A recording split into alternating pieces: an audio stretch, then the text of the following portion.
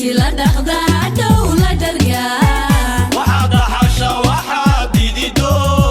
ندير اللي بتاوصو دقستي نينكي اسمك تدشي سوق الدار نينكي اسمك تدشي سوق الدار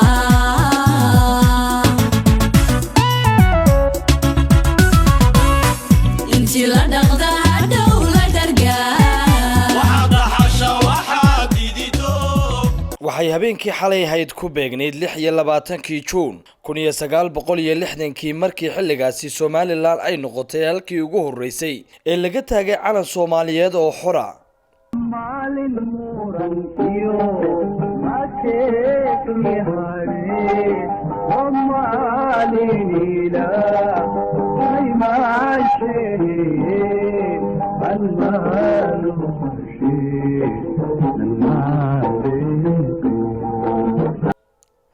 haddaba munaasabad qiimaha maalintaasi lagu xusayay isla markaasina loogu dabaaldegayo ayaa habeennimadii xalay ahayd waxa lagu qabtay madaxtooyada Soomaaliland waxaana ka qayb galay madaxda sare ee Soomaaliland xubnaha golayaasha qaranka iyo sidoo kale haween iyo waliba shacab tiro badan madaxweynaha Soomaaliland Muuse Biixi Cabdi oo shacabka Soomaaliland si weyn ugu xaqal taagayeen arrimaha uu kaga hadli doono marka laga tago qiimaha maalintan 26 Juun ayaa madaxweyne Biixi waxa uu ka hadlay heshiiskii Soomaaliland iyo Soomaaliya ay ku kala saxeexdeen wadanka Djibouti madaxweynaha ayaa soo hadal qaaday qodob si weyn ay bulshadu u hadal hayeen isla markaasina ahaa isdhexgalka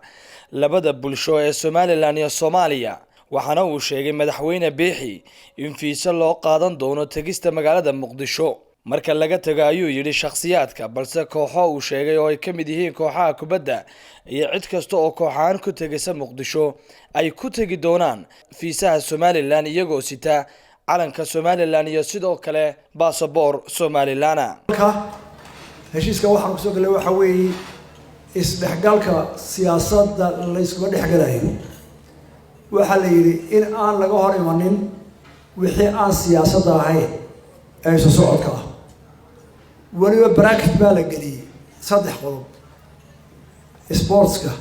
iyo culture-ka dhaqanka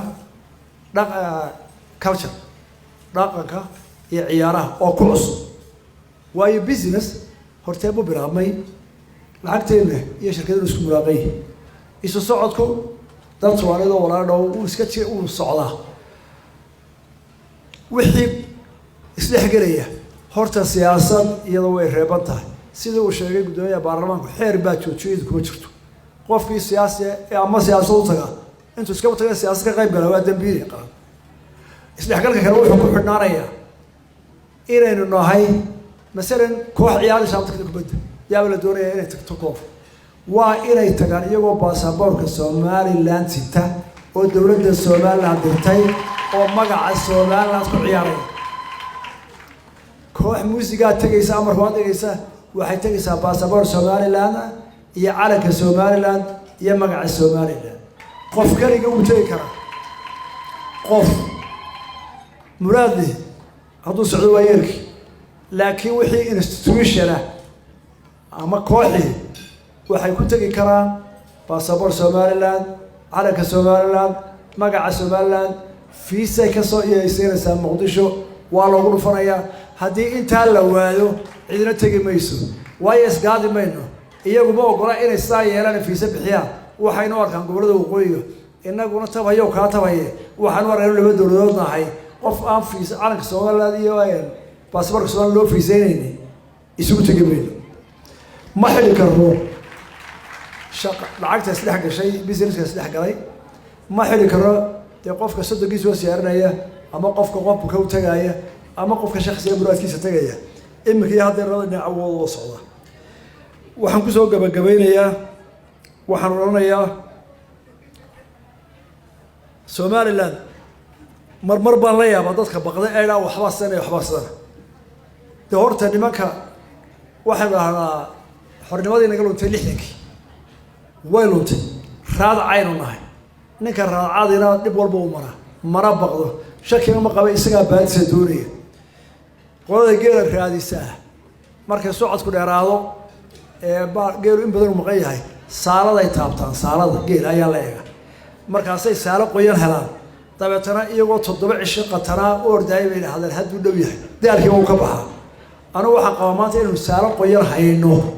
oo baadidii aynu doonayna ay dhowdahay oo meel laga daaliyo meel laga wada cabida aynaan joogin labadana iyaga ayaa wax la dhumanayo waxaan lahayn sheeganayo inay baqdaan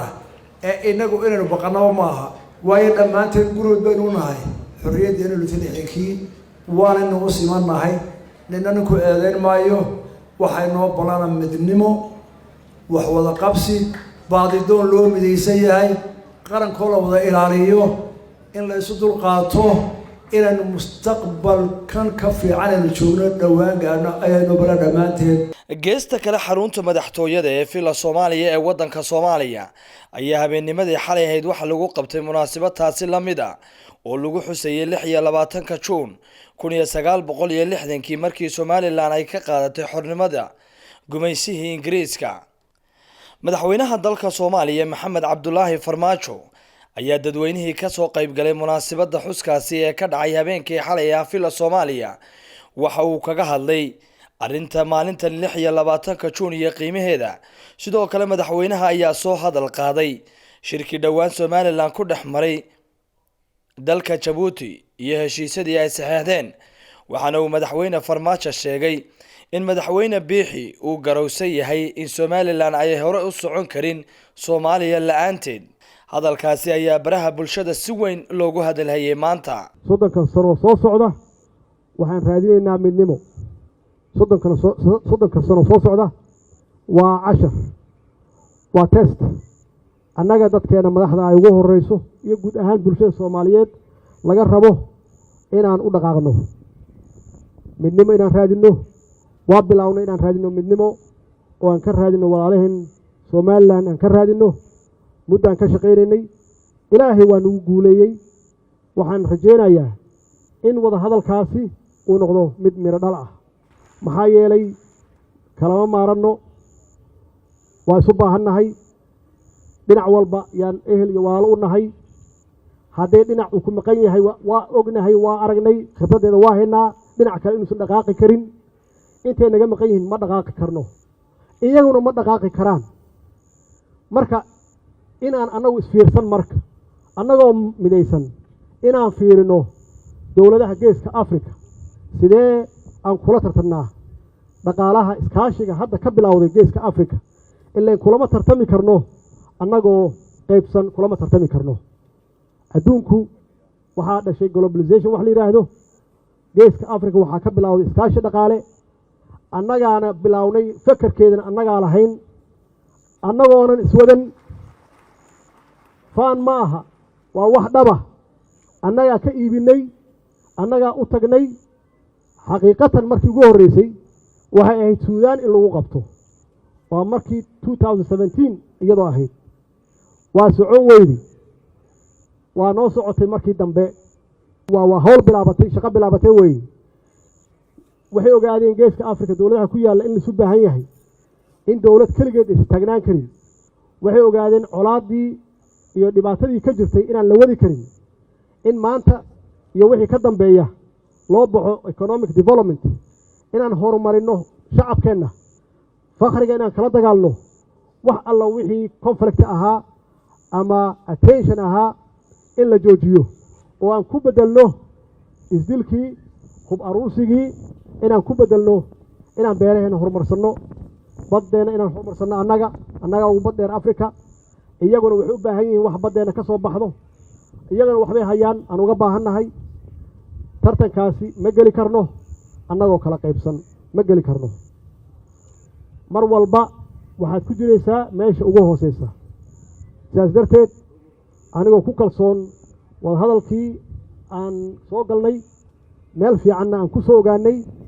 inaan xoojino aan hore u qaadno aan hore u marino insha Allah haduu Ilaahay yiraahdo walaalkay madaxweynaha Somaliland Muuse Biixi waa Soomaaliya waa nin vision leh waa nin aragti dheer leh waa nin waayo araga muddo dheer soo jiray wuu arkayaa in Somaliland aysan hore u socon karin annaguna aan hore u socon karin intaan kala maqannahay waa arkaa geesinimadooda qabtay waana bilaabay waxaan rajaynayaa insha allah hadduu ilaah yidhaahdo inaan xoojinno hadduu eebbe yidhaahdo waxaan ka shaqeynay dowlad wanaag oo ah marka la raadinayo midnimo inaad adiga aad ka shaqayso dowlad wanaagna waxaad ku heli kartaa xasilooni siyaasadeed waana